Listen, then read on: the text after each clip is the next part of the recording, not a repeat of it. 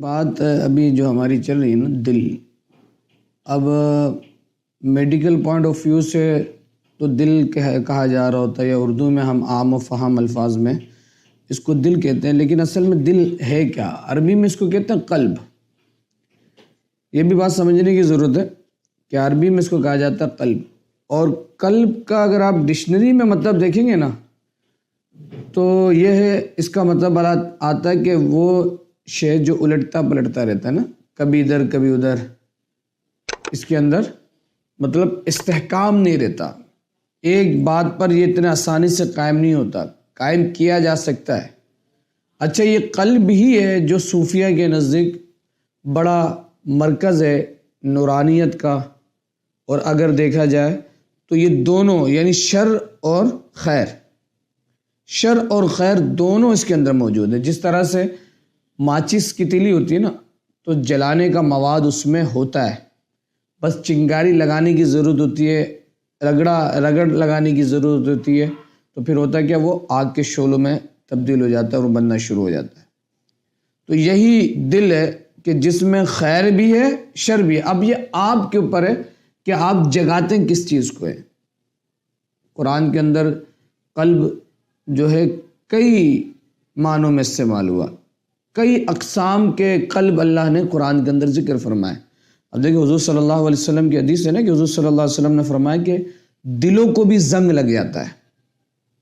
حضور فرما رہے ہیں آج یہ جو ہماری زندگی ہے نا، ہم جو زندگی گزار رہے ہوتے ہیں، ہم سمجھتے ہیں کہ شاید یہ زندگی ہے، حالانکہ آپ دیکھیں اللہ قرآن کے اندر ارشاد فرما رہا ہے سورہ حج میں فَإِنَّهَا لَا تَعْمَى الْأَبْصَارُ وَلَكِنْ تَعْمَى الْقُلُوبُ الَّتِي فِي الصُّدُورِ۔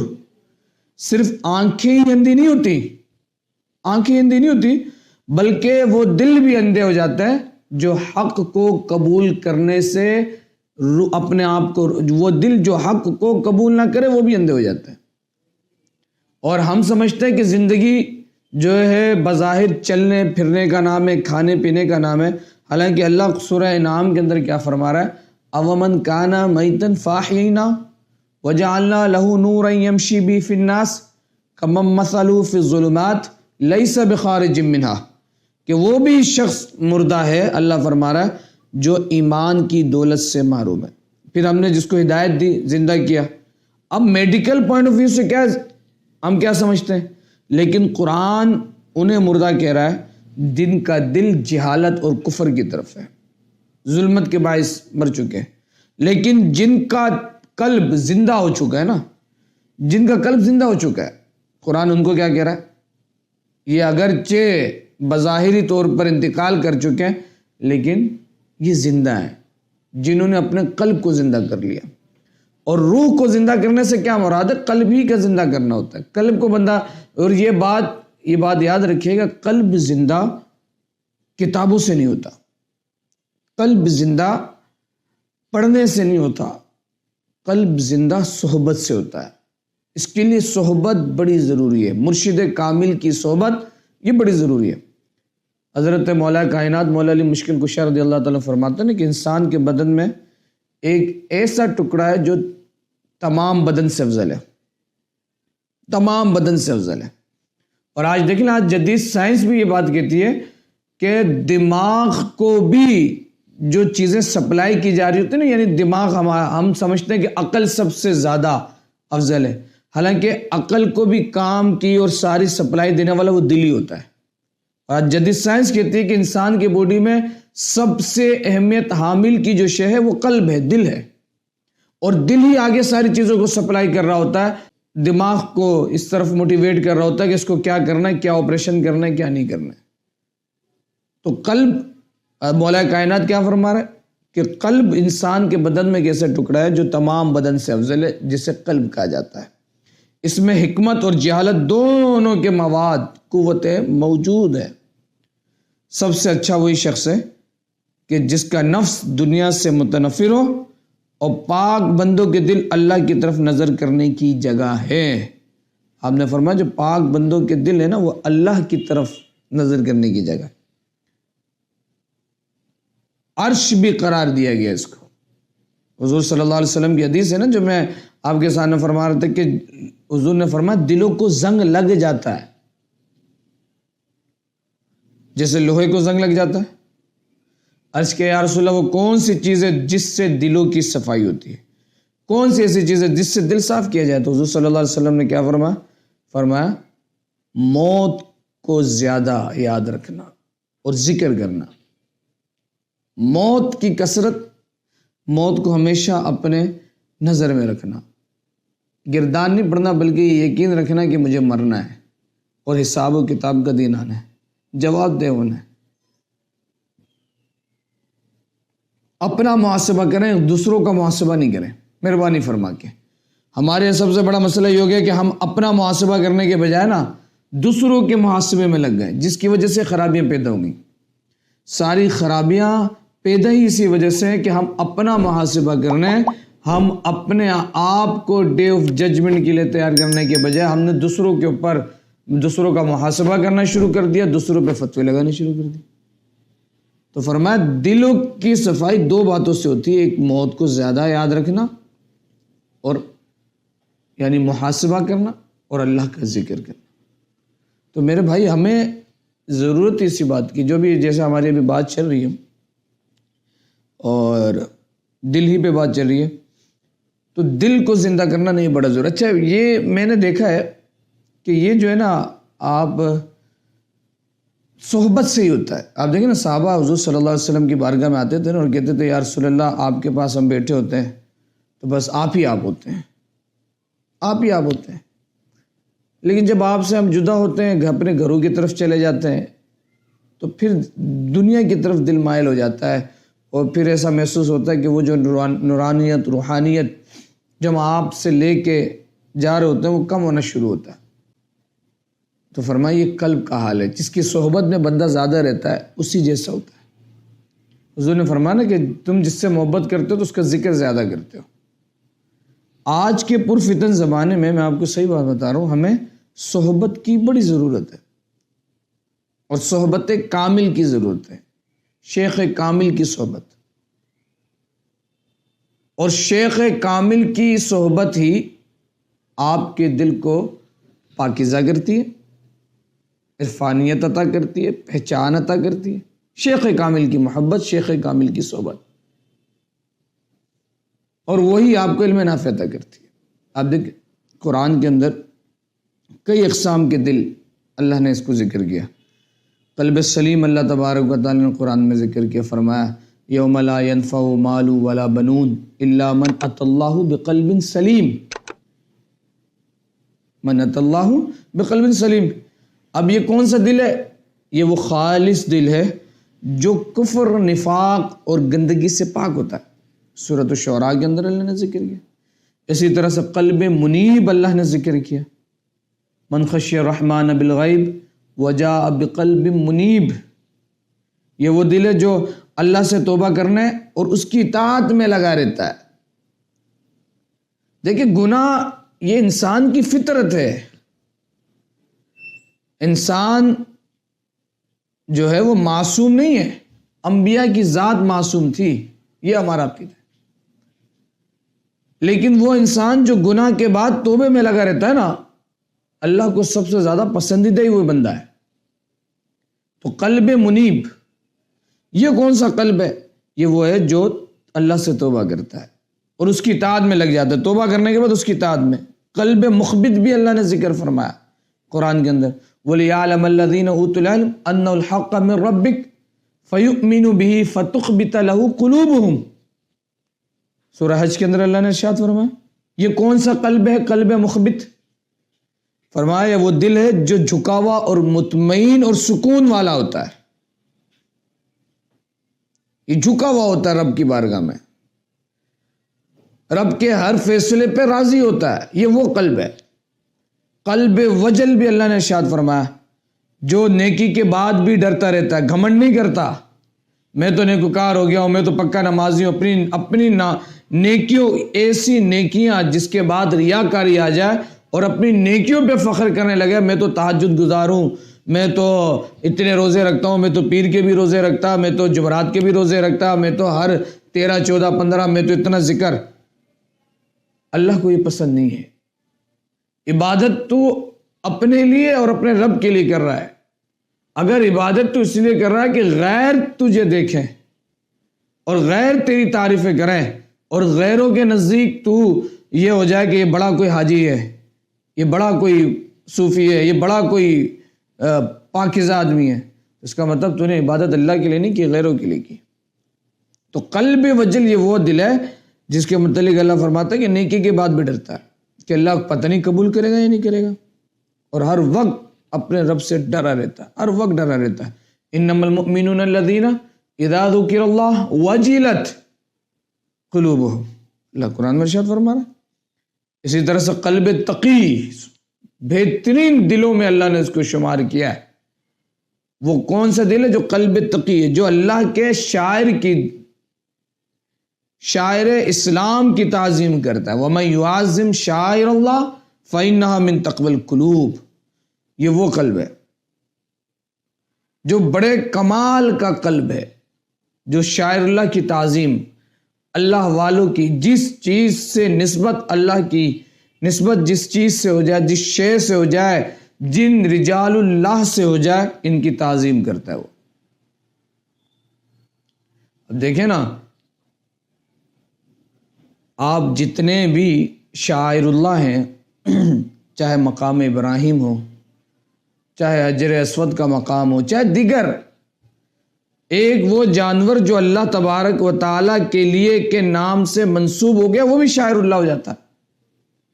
تو شاعر اللہ کی تعظیم کرنے والے کے لیے اللہ اس کے دل کو عمومی دل سے نکال کر ایک خاص کیٹیگری کے دل میں داخل کر رہا ہے، اور وہ قلب تقی فرما رہا ہے، من تقوی القلوب۔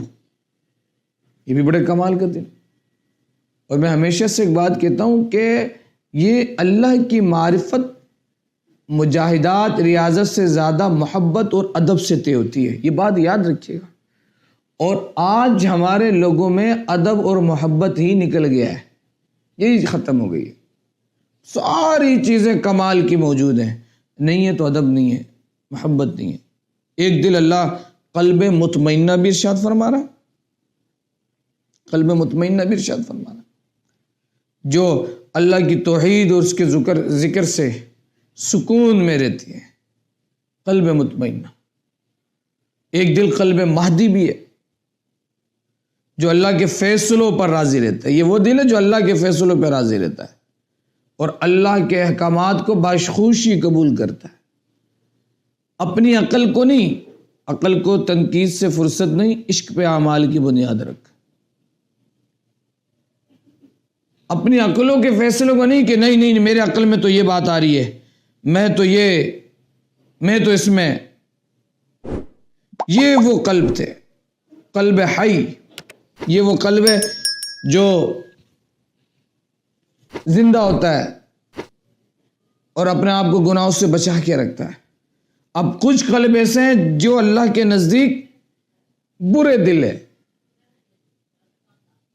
ان قلب کا تعلق شر کی کیفیتوں کے ساتھ ہے، ان میں شر کا غلبہ زیادہ ہے۔ ابھی جو میں نے آپ کے سامنے قلب مخبت، قلب منیب، قلب وجل، قلب تقی، قلب مہدی ذکر کیا، قلب حی ذکر کیا، یہ وہ قلوب ہیں جن میں پوزیٹیوٹی زیادہ ہے، یہ پوزیٹیو سائن کے حامل قلب والے افراد ہیں۔ لیکن کچھ ایسے حامل افراد ہیں، ان کے قلب ایسے ہیں جو کہ قلب اعمیٰ ہیں۔ اللہ نے فرمایا یہ وہ دل ہے نہ دیکھتا ہے نہ سنتا ہے، بلکہ اوامن کان میتن فاحییناہ، چلتا پھرتا مردہ ہے، قلب مریض ہے۔ ایک قلب مریض ہے، جس قلب کے اندر شک، نفاق، لالچ، یہی دنیا کی محبت، یہ بھرا پڑا قلب مریض۔ ایک قلب اللاہی ہے، یہ وہ قلب، وہ دل ہے جو قرآن سے غافل ہے،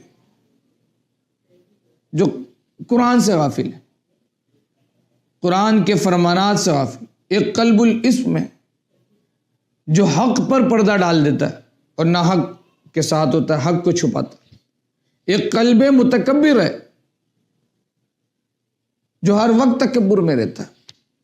آپ دیکھیں نا، اللہ نے قرآن کے اندر جو ارشاد فرمایا کہ یا ایھا الذین آمنوا لا تقربوا الصلاۃ،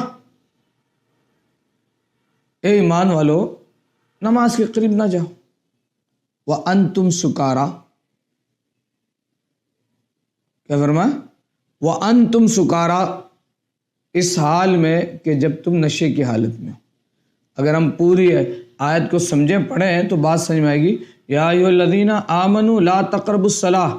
اگر صرف یہیں تک لیں بات تو بیوقوف قسم کے جو لوگ آج کل دین کی ترجمانی کرتے ہوئے نظر آتے ہیں اور اپنے مرضی سے دین کو بیان کرنا چاہتے ہیں، تو آپ دیکھیں وہ تو بس آدھی اگر آیت پڑھ لیں تو پتہ تو یہ چلے گا کہ یا ایھا الذین آمنوا لا تقربوا الصلاۃ، ایمان والے نماز کے قریب نہ جاؤ۔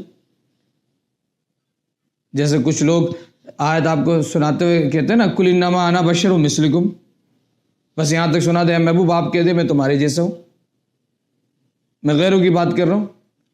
بھائی پوری تو آیت پڑھنا، آگے اللہ کیا فرما رہا ہے، یوحا الی، میں کہوں آپ میری جیسے ہیں لیکن میں تو ڈاکٹر ہوں، میں کہوں میں تو آپ ہی جیسا ہوں لیکن میں تو عالم ہوں، میں تو آپ ہی کے جیسا ہوں لیکن میں تو مفتی ہوں۔ وہ بندہ کہے گا بولے حضرت عزت سے ذلیل کر رہے ہیں، آپ بے عزت کر رہے ہیں۔ تو بھائی پوری آیت تو پڑھ۔ اب کوئی یہاں سے صرف اتنی آیت اٹھا لے، یا ایھا الذین آمنوا لا تقربوا الصلاۃ، اے ایمان والو نماز کے قریب نہ جاؤ۔ بھائی اللہ، وہ بندہ کہ اللہ ہی کہہ رہا ہے نماز نہ پڑھو، نماز کے قریب نہ جاؤ۔ اور بھائی اللہ پوری آیت پڑھ، یا ایھا الذین آمنوا لا تقربوا الصلاۃ وانتم سکارا، نماز کے قریب نہ جاؤ جب تم نشے کی حالت میں ہو، نشے کی حالت میں۔ اب آپ بتائیں نشہ زیادہ سے زیادہ 6 گھنٹے کا، 10 گھنٹے کا، 20 گھنٹے کا، 24 گھنٹے کا ہوتا ہوگا، 48 گھنٹے کا ہوتا ہوگا۔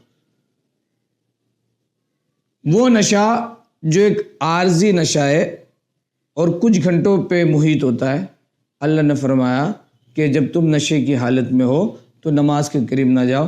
ایک نشہ تو وہ ہے جو اینی ٹائم رہتا ہے، آپ کے قلب میں موجود رہتا ہے اینی ٹائم، وہی قلب متکبر، قلب متکبر۔ ہر وقت آپ کا دل اس منشے میں رہتا ہے کہ میں مالدار ہوں، ہر وقت آپ اس ذہن میں رہتے ہیں کہ میرے پاس بہت کچھ ہے، میں معزز ہوں، میں یہ ہوں، میں وہ ہوں، میں ہوں، میں ہوں، میں ہوں۔